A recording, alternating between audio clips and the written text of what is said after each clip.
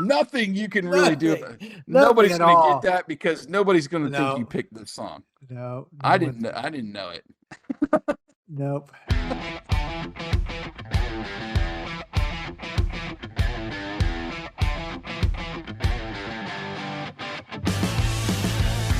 Welcome to the Greatest Lists podcast, a show about music and lists. This season, your hosts Jason and Eric are counting down the top 25 guitar solos of the 80s and the top 25 guitar solos of the 90s. Think your favorite made the list? Tune in and find out. Take it away, boys. Welcome back to Season 2 of Greatest Lists, a music and talk podcast featuring lists of the greatest songs of all time. I am Jason, your host for this episode, and joining me, as always, my co-host Eric. How you doing? What's going on, man? I'm doing pretty good. So, do you collect a lot of things? No, I sure don't. Well, I collect a lot of things, and let me tell you, things always go better with rock. Oh my God, I walked right into that. Oh God. Gotcha. All the cobwebs I just walked into. Oh. Oh, my dad joking self. Man, All right. it never ends, does it? It never ends, no, and it will not end with this show, trust me. All right, we're continuing the second half of our Season 2 list, which is our top 25 guitar solos of the 80s. And the next song on the list comes from the 1984 album Sign In Please. At number 22, it's Turn Up the Radio by Autograph. Behind the music. So our spotlight today is on guitarist Steve Lynch. And I'm proud to say that there is a great interview with Steve on this website called rediscoverthe80s.com. You might have heard of that. Never heard of that site. Anyway, the interview was conducted by our Retro Network colleague, Old School Tim, back in 2011. And there's a lot of good stuff in here, basically, about how Steve got into guitar playing and all that. So yeah. I figured I'd just glean that interview with a lot of content here. So here's Steve in his own words on his early career. Quote, I realized I first wanted to be a musician when my sister brought home the first Beatles album in 1964. All her cute girlfriends came over to listen and went crazy. And when they heard it, and I thought, I can do that. It didn't become reality until 67 when I started playing bass. Then I switched over guitar on September 18th, 1970, the day that Jimi Hendrix died. Wow. I played in several bands in Seattle and LA before Autograph. I also went to the Guitar Institute years before the band was ever formed. Oh, I didn't know that. He goes on about the influence of Jimi Hendrix. He says, quote, I was really into listening to Hendrix. I was trying to figure out how he was getting those wild sounds, even when I was still playing bass, but in borrowing my friend's guitar. I was just fascinated with him and thought he must be from another planet because no one else sounded, anything like him. All right. I think his dedication to music made me want to make the same sacrifice, unquote. Steve is known for the two-hand tapping technique, and this is how he started doing it. He says, quote, I was experimenting a little when I lived in Seattle during the mid-70s, but when I went to the Guitar Institute of Technology, which is now known as the Musicians Institute, in 78, I met Emmett Chapman, who was the inventor of the Chapman stick. He did a clinic at the school. Needless to say, I was absolutely amazed at the sounds he was creating, and I asked him after the clinic to show me how he was talking about regarding how he started the technique on the guitar and had progressed to a point where he decided to develop an instrument that would satisfy the extent to where he wanted to bring the technique. So he showed me a couple ideas using pentatonics with both hands in separate shapes, and from there my mind exploded and I decided to do everything I was learning at GIT and incorporate this technique. I wrote everything down so I wouldn't forget it, and this became my first book. The sounds I was able to create using this technique became a signature of my style, which I had not heard before. Therefore, I decided to incorporate it in most of my solos and publishing my first book to share the theory behind the technique. Now here's a little bit about Autograph's backstory. So, quote, the members from what later became Autograph were all playing in bands that were signed to different labels. We only got together on the weekends to jam because we were all friends and who had played in previous bands together. One day at a rehearsal/jam, Andy Johns, the English producer, came to us. He loved what we were doing so much that he offered to bring us into Ocean Way Studios to do a free demo. Well, of course, we all said yes. Wow. The demo turned out very well, and after completion, Kenny Richards, the drummer, played it for David Lee Roth, who he had been jogging with every morning during that time. So David loved it and asked us to open up for Van Halen's tour in 1984. And we put all of our other projects on hold and did the tour, and from that point on, we started receiving numerous offers from record labels to sign with, and we ended up accepting an offer from RCA, and the rest is history. And finally, this is how Turn Up the Radio came together. So Steve says, quote, I was up on stage at a rehearsal and I started playing a riff I had just made up. Everyone asked, what is that? This is how a song goes to Eric. Yeah. I said, I don't know. Let's just try something with it. So everyone got on stage, started playing around with it. Next thing you know, within a half an hour, we had a completed song, lyrics and all. That's stupid. This happened. God. This happened so naturally and felt right. Shut up. RCA hated the song and refused to let us put it on the album. Well, we did it anyway. And then when all was said and done, they claimed it was their idea to put it on the album.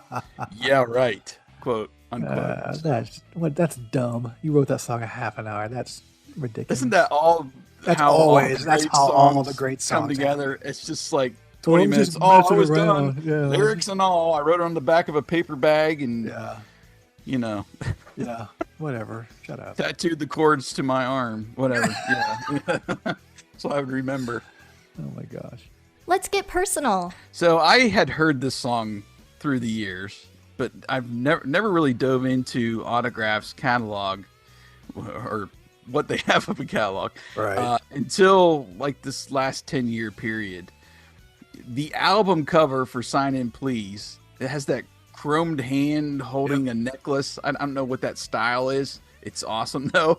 I saw it at a thrift store and it caught my eye. And what, the album or the necklace? The album. Oh, the album cover. Okay. So I picked up the album cover. I remembered Turn Up the Radio.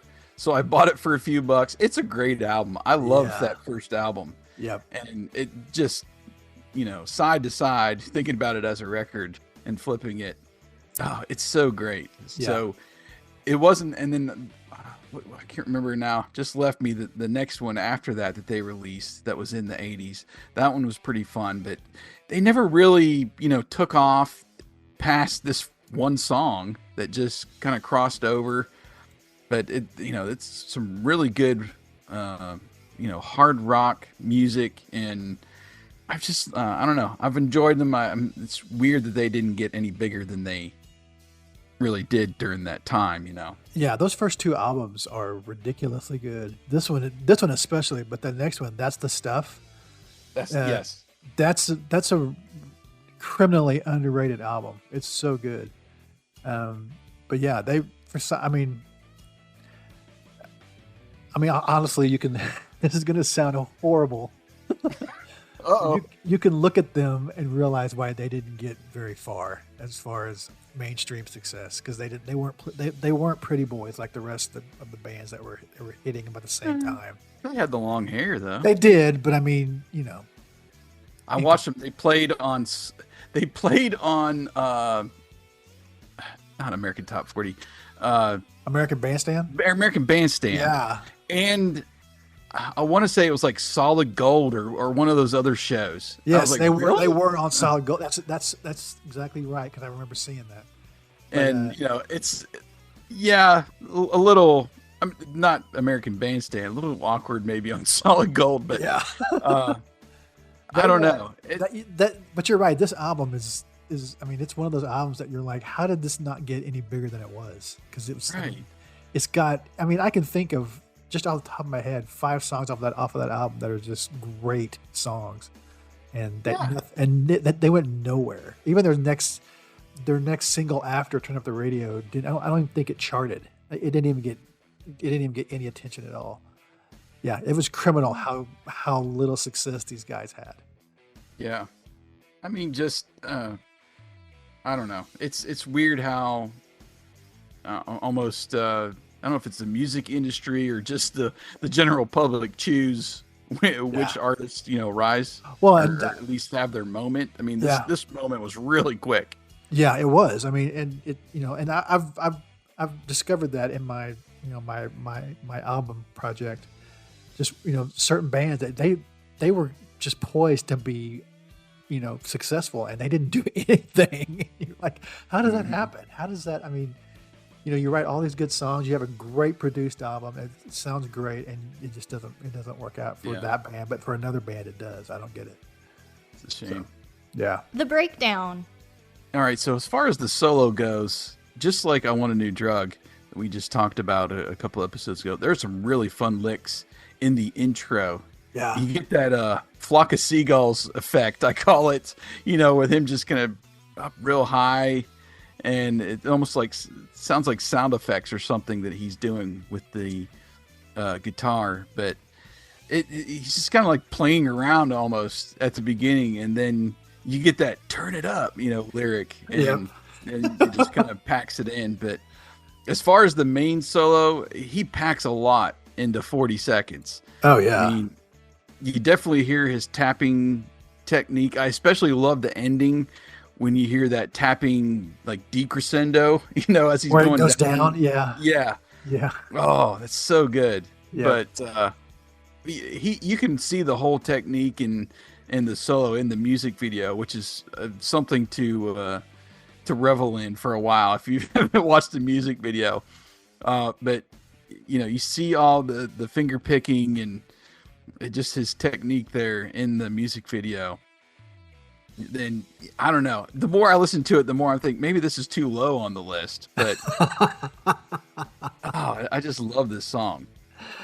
I actually, it has nothing to do with a solo, but I actually recorded this. Even though I owned the tape, I recorded a version of this song off the television. I have done that before. Because if you watch the video during the intro, when he's making all those weird sounds, that chrome-plated hand belongs to like a robot type character in the video, and the robot in the video says "sign in, please" during the intro. Yeah. And I've always thought that was the coolest thing, so I recorded it off of the TV. Like I had my boombox turned and sit right in front of the TV speaker, and it was the crappiest recording ever. But that was my favorite part of the song, and so I recorded that video off the television. That's so weird you mentioned that. I remember there's one song in particular that I specifically remember waiting for the music video, or I heard the music video was coming on. I loved the song. I hadn't got it yet. And that was Silent Lucidity by Queensryche. Oh, really? I remember putting my boombox like up on my dresser where my TV was and hitting record while the music video was playing. Oh, yeah. Oh yeah, that's crazy. I did that many times, and one time I was recording something, and my sister walked in and said out loud, "You're recording this, aren't you?" And I was ready to murder her. Ready to brawl. Yeah. Because I have to wait again until this video comes back on to record this. I had it, man. I did. Lock the door. Do not knock. And I think I was close to the end of the song, and she ruined it. And I literally chased after her with something, was going to beat the crap out of her. So the solo though is so it just sounds awesome. I mean, especially when it gets to the tapping part, it's just so cool. It just sounds cool. That's the only word for it. It just sounds cool. Yeah, I mean, this song, it gets me that they couldn't build off of it because it's such a great song. Yeah, it's the truth. I mean, they were, we covered that, so I'm not going to beat the horse again. But yeah, I agree with you. They should have been more successful than they were. He should have been more successful than he was. But I actually saw them in concert like 6 years ago. Was Steve with them? Steve was. He was the only one left. Okay. There was a like a hair band festival here in town called Wild in the Streets, and they played during the day on Saturday. And this was literally the only song anybody knew. I mean, they played for like half an hour. I mean, I knew it because I knew the albums, but nobody was really into him until they played the song. And, he pulled. I mean, he even had a solo during that show. He just ripped it up. It was amazing. Yeah. But yeah, he was the only original guy left at that point. Well, beyond the solo, I mean, this song, I love the build up because you have a super long intro. It's almost 2 minutes. Then you get like 2 verses before you even get to the chorus, and you get to that where there's singing "Turn Up the Radio." I mean, there's a lot of build up to it, and you're like ready to turn it up by that point. Like, crank it, man. And the lyrics, I love the lyrics to this song. For every minute of work, I need a minute of play. Yeah. Hell yes. You know, I mean, I just love the whole structure and lyrics of the song too. You know, you wrote a hit when 30 something years later, you play this song and the entire crowd is singing the song back to you. I mean, singing every word. I mean, when they started playing this song, everybody was singing it. And you know, you wrote a hit when you do that. Yeah. What's crazy is they actually changed the lyrics from the demo. So like Spotify has their anthology album, and it's got 8 demos from their first album on there, including this song. And on the second part of the chorus, they say, "Turn up the tape machine. I want to hear it. You know what I mean." So aren't you glad they changed tape machine to radio again? Don't ever say that out loud. Talk about dating yourself. But I heard that for the first time. Like, well, wait, what? Turn up the tape machine. That's amazing. So turn up the radio and then turn up the tape machine. So anyway, all right. So number 22 solo on our top 25 guitar solos of the 80s is the solo from Steve Lynch in Turn Up the Radio. Some bonus songs for this episode. Well, we're limited on what Spotify has to offer. Yeah. And unfortunately, it's mainly like newer stuff that's on there. Yep. So there's this whole legal battle going on. I'm not going to get into it. Steve and the current members of the band, they are suing, or the new members or whatever, they're suing Steve. They're trying to release new music without him, and it's a big mess since the bassist Randy Rand passed away. And you know, there's this blew up on Twitter, whatever. We're not going to take sides. We're a show of music appreciation here more than we're anything. Switzerland. We're neutral. Right, exactly. So the first 2 albums are not on Spotify. So like I said, the anthology is on there and it's got the original demos. So my first bonus one, we're going to play the demo version of Send Her to Me, which was that second solo or second single that they tried to do. Wait for the outro solo on the demo. It's really, really good. Wow. And then there's also an unplugged version of Turn Up the Radio on the anthology album. Really? And somehow Steve pulls off the tapping on an acoustic, man. I don't know how he does it, but you got to listen to the unplugged version. That's some hand strength right there. Yeah. So that's those are the 2 songs I chose since we're kind of limited. Yeah. With not having those first 2 albums on there. But anyways, stay tuned. You'll hear the songs in their entirety if you're listening to Spotify Premium. Otherwise, use those song whip links in the show notes that will connect you with those songs in your favorite music app. If you like the show, obviously, please subscribe. Leave us a rating. If you want to support us, get your name in the show notes. Click on over to patreon.com/The Retro Network and sign up there. You can also find us on Twitter or X marks the spot, whatever, he's going to go for that. Find us on X, at Greatest Lists, YouTube, youtube.com. I think it's /@ Greatest Lists. You just search Greatest Lists on there. You'll find our channel with all of Eric's. You'll see my big dumb face on there. And 100 Days reviews. Some fun ones in there, man. I've been enjoying posting them because I get to watch them. And I'm on TikTok some, but not a lot. So that's how I get your reviews there. And then, of course, our website, greatestlistpodcast.com. So All right, Eric will take over hosting duties for our next show, our number 21 selection. He picked it, and there is nothing you can really do about it. Nothing, people. Thanks for listening to Greatest List, and we look forward to continuing our list of the top 25 guitar solos of the 80s next time. You've been listening to The Greatest Lists.